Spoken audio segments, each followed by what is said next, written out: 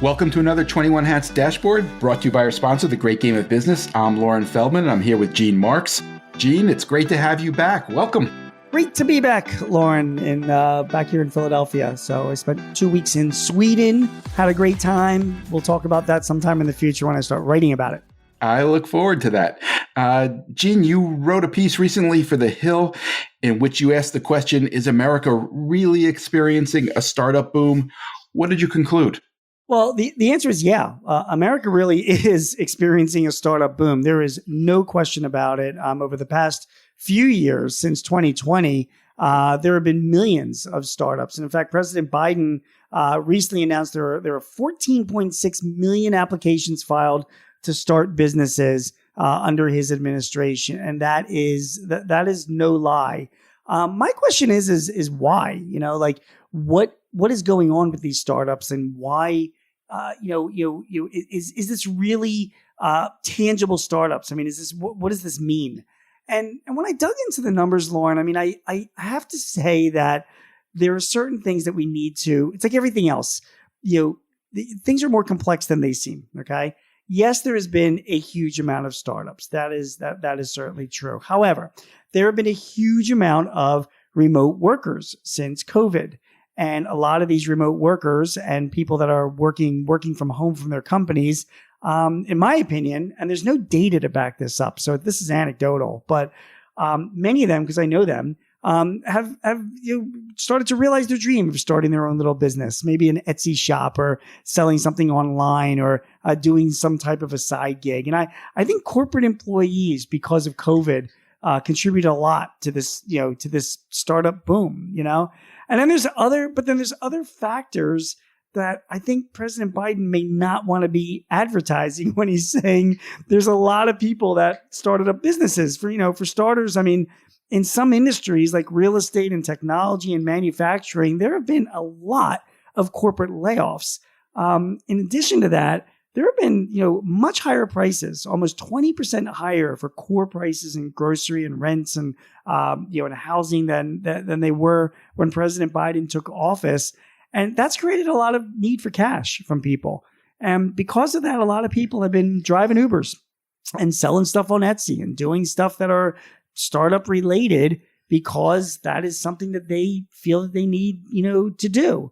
I think the question you're asking there is, are these businesses being started because people have no other choice and they're forced to confront a situation? Yeah. Or are they being started because they have an idea, something they want to do, and they're venturing off into entrepreneurship? Well, you mentioned venturing, I mean, the startups that are among these 14.6 million, these are really, for the most part, freelancers, independent people, small proprietors, which is fine. And but as you said, you're kind of guessing on that. Obviously, a huge proportion. Yes and no. A lot of them are. But I saw a figure somewhere. The Harvard Business Review last week ran a story about this. Yep. Same basic topic.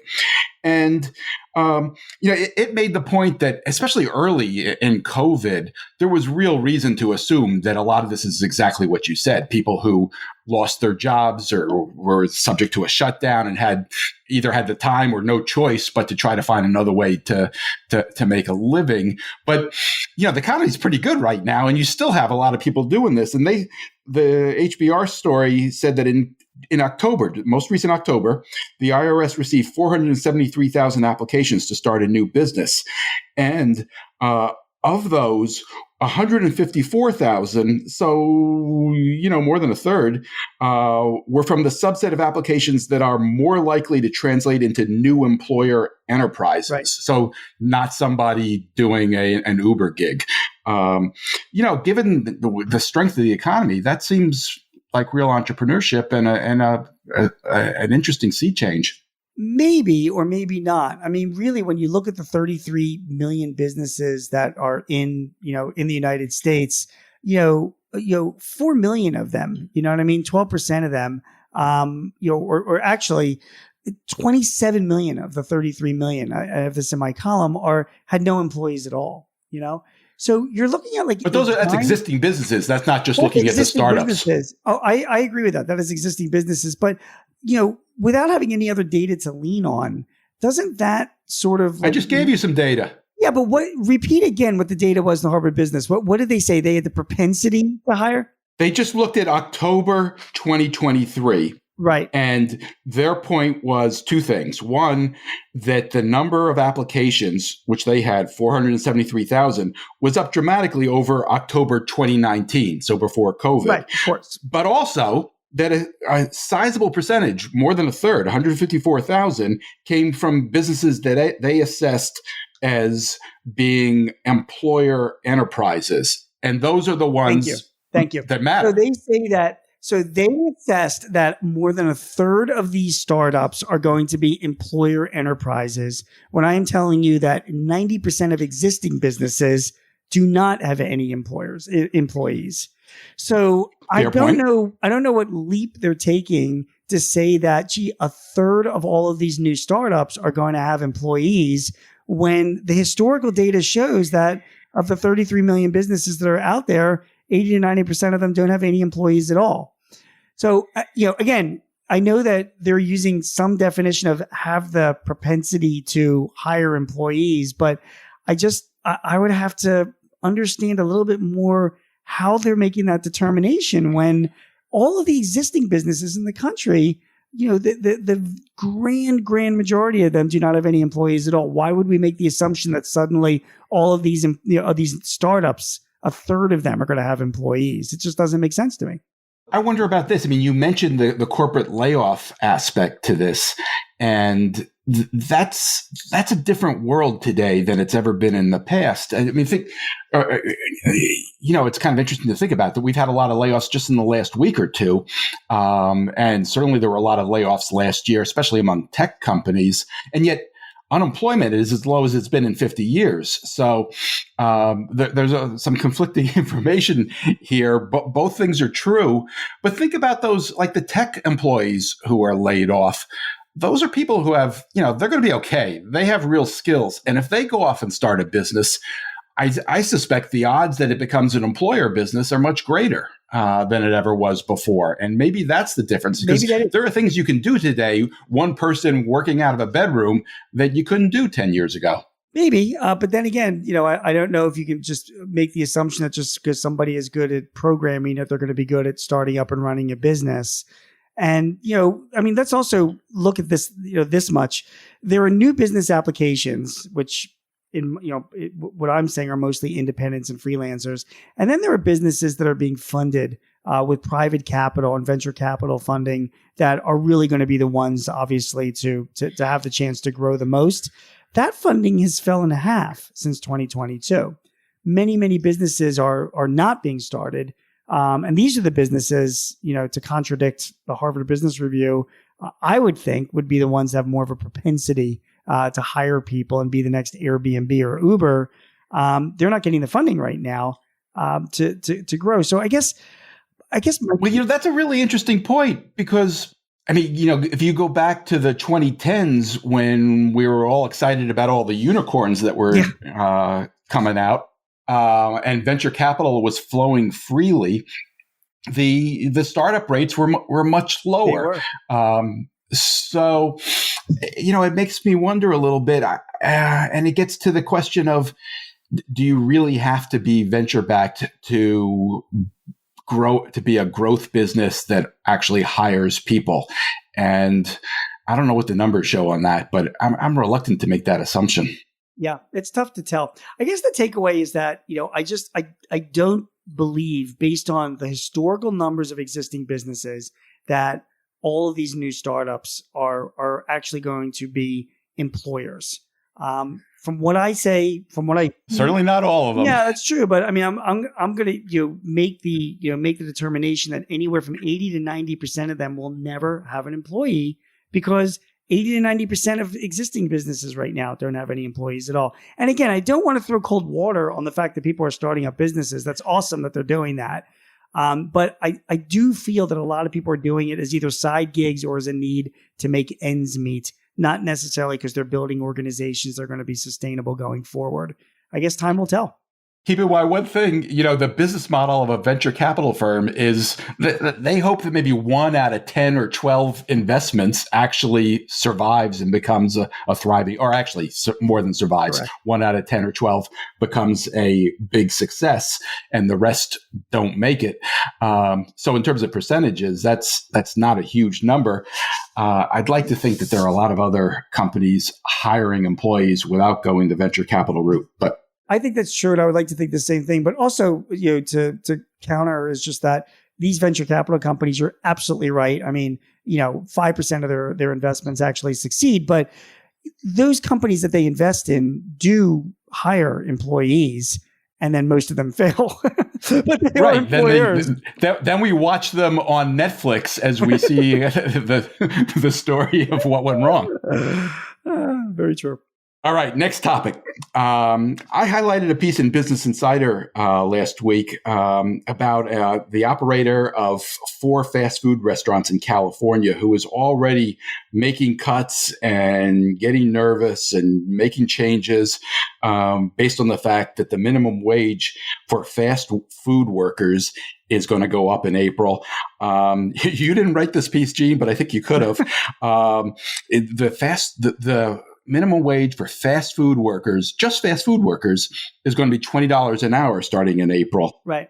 It's hard not to feel for this guy. I suspect you do as well. Yeah, I mean, I have mixed feelings about minimum wage, Loren. I really do. No, you don't. No, I do. I really do, and I'll tell you the reason why. First of all, I no one knows. Because I've written about this a dozen times, and I've researched this a dozen times, and I have found more conflicting studies done by universities and academic think tanks about the effect of a minimum wage increase than any other issue that I've written about and that covers small business. I can give you a bunch of studies that say that it increases employees' wages. They go, it's good for the economy. It keeps them, employed. It gives them motivation to come to work. The employers don't lose employees this way. It works out better for everybody. And then I can give you conflicting studies that say, no, whenever this happens, employers lay people off or they have to cut benefits like this guy. Or make changes. Well, he doesn't know he's going to have to. He thinks he will have to, and he's doing it in advance. And he's doing it because he doesn't want to be blindsided, and that's certainly understandable. It's true. But he runs a fast food restaurant, and the fast food restaurant industry, obviously, they are notorious for underpaying workers. The issue is how much, Loren, do you want to pay for a Big Mac? We were reading that a couple of months ago about the $18 Big Macs. And if you're in fast food and your minimum wage goes up to $20 an hour, and it's across the entire industry, so even the guy down the street selling chicken or selling Big Macs or whatever, they all have got the same wage increases as you do.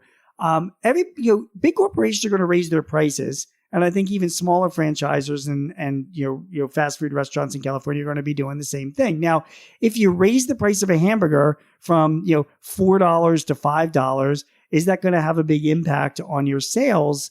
And I don't think it is. Now, if you have to raise your price of hamburgers from $4 to $25, that makes a big difference, And I think that's what it comes down to with this minimum wage. There is this tipping point that you can raise your prices to a certain level to cover because that's really, you can cut costs and you can invest in more technology and all that, which all sounds great. But let me tell you something. Most of the people that I know that are running businesses, trust me, this guy, he's cut his costs to the level he can cut his costs. You don't think he's looking at what every dollar that's going out of his place? I'm sure you're right. Well, but let me ask you this. Here's what I find interesting. Are you familiar with In-N-Out Burger? Yeah, of course. They're a huge chain. They're beloved. Yep. They've got a cult following. They're growing and expanding, and they do things differently than most fast food companies. They've never franchised. They've never gone public. They tend to pay both their frontline workers and their managers a lot more than others in the industry. And here's what I think about. And they're based in California. So is this new $20 minimum wage going to help them or hurt them? I suspect it's possible it's going to help them because it means that all their competitors are going to have to pay more and their prices may look better in comparison. So I'll take the countering view and say that I think it might hurt them. And the reason why is this. Their reputation is, even as a fast food restaurant, is that they're sort of like oh my God, now I'm forgetting the name of the famous food store chain, the grocery chain. They overpay. They pay their employees pretty well, more than the industry averages for for the workers that they have. And they provide a great product, a cult-like product. People just love it. They come from out of state Absolutely. to have their products. So they can charge a little bit more for their products and they can pay that much more. And the benefit that they've always gotten is that they can attract a better level of employee because they're paying that much more. Now, if wages are coming up and bringing those hourly wages more on a parity, I think it might make it tougher for In-N-Out Burger now because they don't have that differentiator going on. They're paying their employees the same as the guy down the streets because it's been regulated that way. So I'm not so sure if it does help them. If they are, or maybe they bump it up a little bit. Here's one other aspect of it. I'd love you to explain this to me. Somehow this law applies to fast food workers, but not to fast casual restaurant workers. So that story I quoted from is predicting that lots of people who work at Panera are suddenly going to be looking for jobs at places like McDonald's. Yeah. Does that make sense in any universe? Of course not. But the reason why I did is because of the power of their lobbying in the fast food industry in California. I forget the name of the guy that I interviewed for the Paychecks podcast that I do. He slips my mind right now, but he's the president of the fast food, retailers or restaurateurs association in California. And, they were doing everything they could. They realized that it was going to be a losing battle, to fight this minimum wage increase. And all their goal was to try and chip away at it in whatever place that they could. And, they found a little place to do that by excluding, fast casual restaurants. So that's and you're right. It makes absolutely no sense, but it's just a little bit of a political win for that organization. So they can say to their members, listen, we did our best and this is what we got. All right. Speaking of regulation, there was a big Supreme Court case that was heard last week. Oddly enough, it involves herring fishermen leaving Cape May, New Jersey. To summarize quickly as best I can, and you'll correct me if I get it wrong, the case is really about how the federal government regulates and who makes determinations about what can often be ambiguous statutes or rules. And the way it currently works, and there's a lot of legal precedent for this, is that Congress delegates that responsibility to administrative agencies. This case is arguing, was brought by people who are arguing, backed by the Koch brothers, arguing that Congress doesn't have the right to delegate that, and that in fact judges should make this determination. And there's a lot of hand-wringing about this. There are a lot of people predicting that the court is likely to rule in favor of the plaintiffs, the herring fishers, and that regulation is going to be completely upended and the EPA may go away and who knows what will happen. What do you think? So I'm writing on this now, and I'm rounding up a bunch of different cases where small businesses are affected. And let me put this in real life terms, because the article that you and I shared was in the New York Times, and they highlight this herring fisherman off of Cape May, right? So when this law was passed, it said that the Department of Agriculture, whatever the agency that oversees fishermen, they needed to, they wanted to send observers on the fisherman's boat to make sure that the fishermen weren't overfishing an area, and from an environmental standpoint, maybe it was the EPA. And the fisherman, that was in the article was like, hey man, that's cool. I get it. I think it is good. We welcome them on the boat, and even it helps our business because then we can identify places where it's good to fish versus place that it's not. They were all about that, and that's good. But then the government agency that put the monitor on the boat then came back and said, well, Congress authorized to do this. And by interpreting this, we're going to charge you now $700 a day for this monitor to be on the boat. And that's when the fisherman, the small business owner, was like, wait a second. The law says that, you've got the authority to put the monitor on the boat. The law doesn't say anything about charging us for this. And then, of course, the agency is like, well, the law says that we can interpret it any way we want, and we're going to interpret it such that we're going to charge you $700 a day when we put this monitor on the boat. That's the example, And but what happened then? So they sued the fishermen. And before they sued, the government changed its mind. Right. What do you mean the government? They decided no money was ever collected. They didn't charge, but the lawsuit proceeded. That's true. But it is still, it's not that. It's the principle. It's the principle. And the principle is, if Congress passes a law, the law is the law. Does the agency, have the right to quote unquote interpret that law and then add additional regulations on top of that as part of its interpretation of the law? And a lot of these business groups are saying, no. If they're going to do any interpretation, we want a judge to say whether or not this is in compliance with the law. They just can't have free will to make their own interpretations because that gives them way too much power.